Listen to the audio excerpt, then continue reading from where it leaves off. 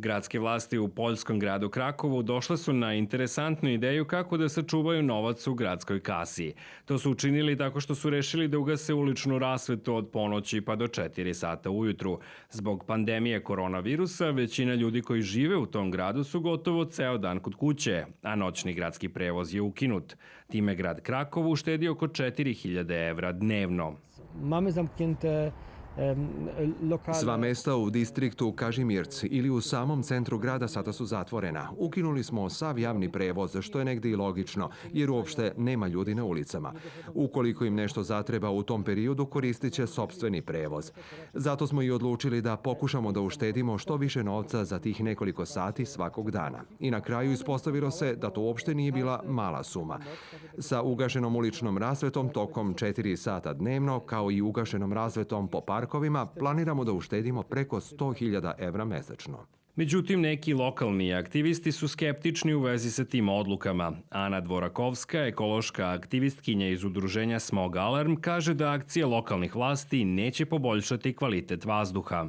Wyłączenie oświetlenia w nocy.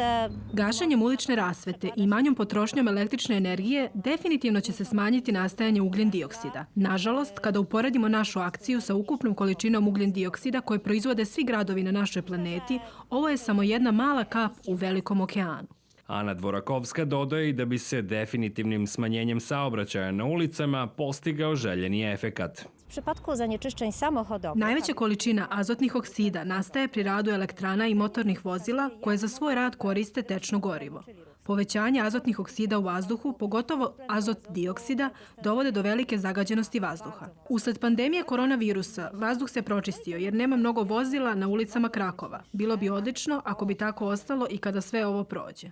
Direktor i osnivač startup kompanije koja je kreirala aplikaciju koja meri nivo zagađenosti vazduha, Viktor Varšalovski, ima suprotno mišljenje i primećuje da se nivo štetnih materija i dalje nije smanjio. Zapažamo jedan neobičan fenomen u Poljskoj. Kvalitet vazduha se nije poboljšao smanjenjem broja vozila na našim ulicama. Razlog za to je činjenica da štetne gasove najviše proizvode domaćinstva koja se greju na ugalj ili drvo. Krakov u poslednjih 10 godina važi za jednu od najpoželjnijih turističkih destinacija u Evropi, ali takođe deo je i neslavne statistike.